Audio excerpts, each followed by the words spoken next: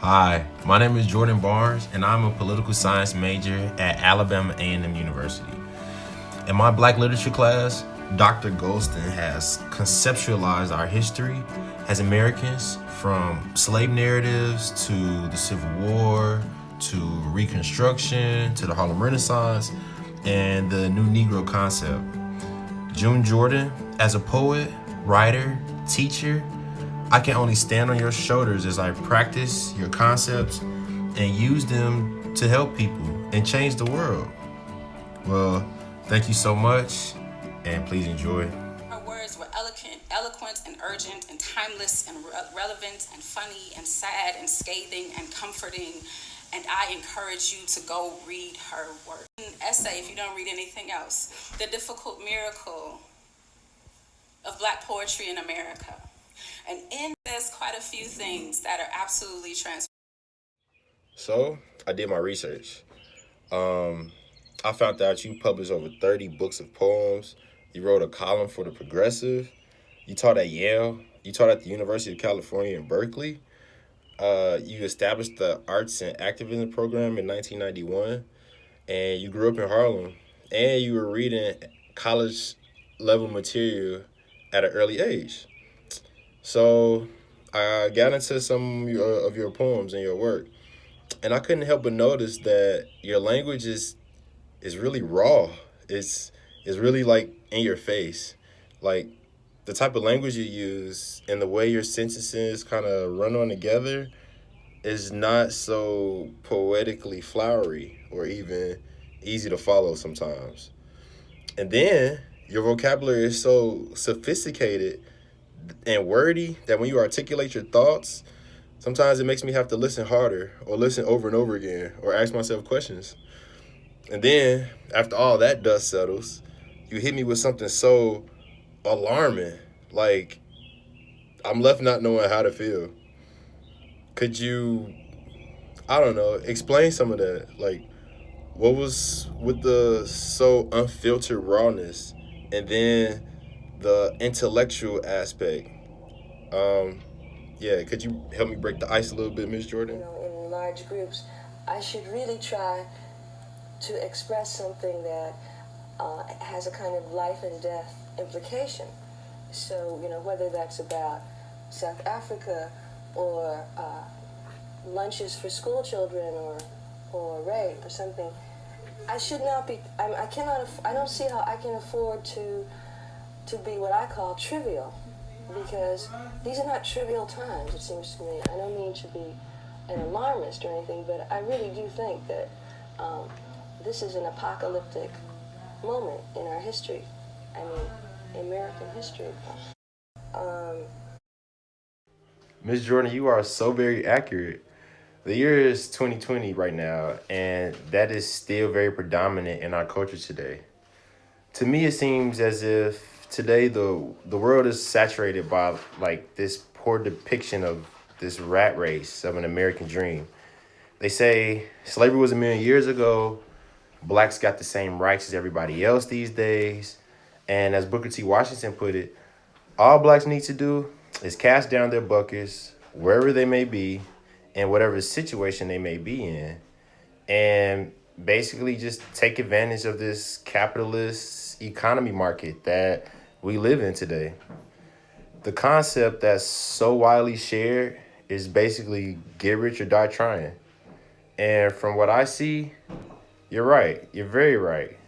The youth of my generation don't have that awareness or sense of urgency, or they don't value the importance and benefits of getting an education. And if it wasn't for me pursuing my education, I wouldn't have met Dr. Gholston or been made aware of the different social constructs black people are put in. Um, they're put in by people who have this sense of racial superiority. They also don't know about the injustice blacks and minorities face outside of just police brutality. So yeah, I definitely see the connection there. You're so right. I definitely feel that. All right, so I was drafting a manifesto for an assignment that I had to do earlier, right? In this same class. And in that manifesto, I was really trying to embody and capture some good, strong political and moral concepts for not just black people, but for every people. Hispanics need to hear this. Muslims and Middle Eastern people need to hear this. Asians and especially Europeans need to hear this.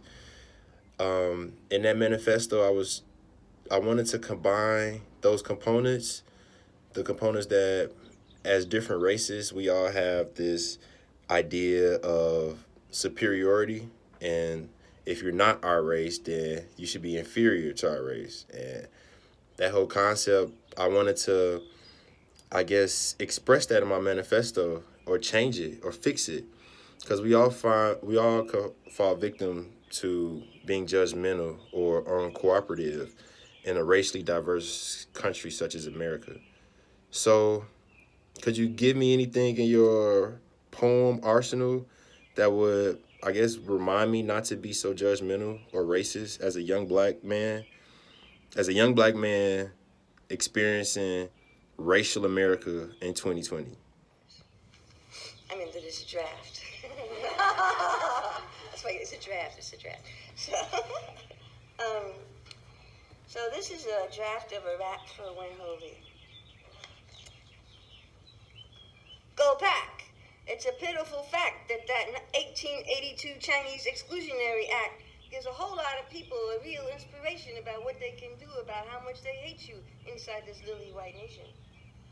You almost a nigger, a Arab, a terrorist too, because you Chinese, you never will please the Aryan order. Crawl back to the border, you never belong. You always look wrong. Got a criminal slant to a criminal spine, and besides all of that, you got eyes dark as mine.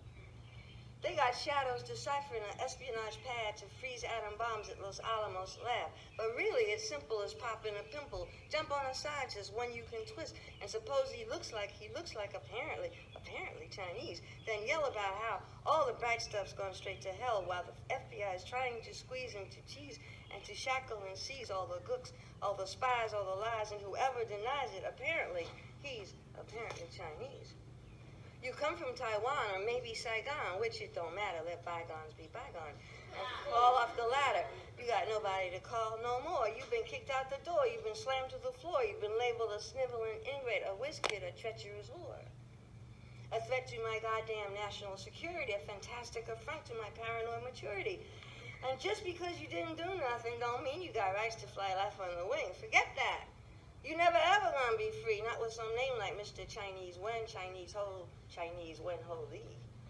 You a prisoner of profile, a case of the face of a race the big boys revile, and that's why they pile on the treasonous charges they style on, because you must have busted up some laws. And no matter how you plead innocent or pretty please, you just look like you apparently Chinese.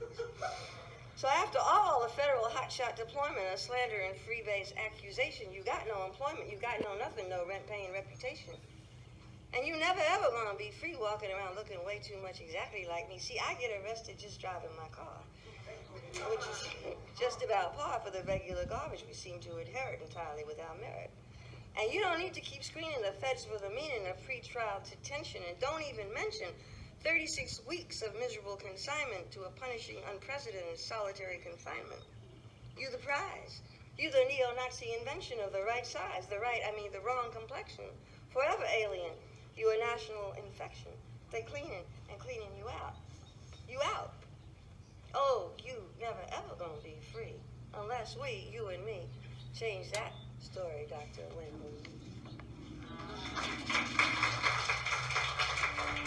On behalf of Dr. Tracy Gholston's Black Literature class, I would personally like to thank you for all your hard work, your contributions, and your bravery. I stand on your shoulders as I reach for higher heights. Thank you, and goodbye.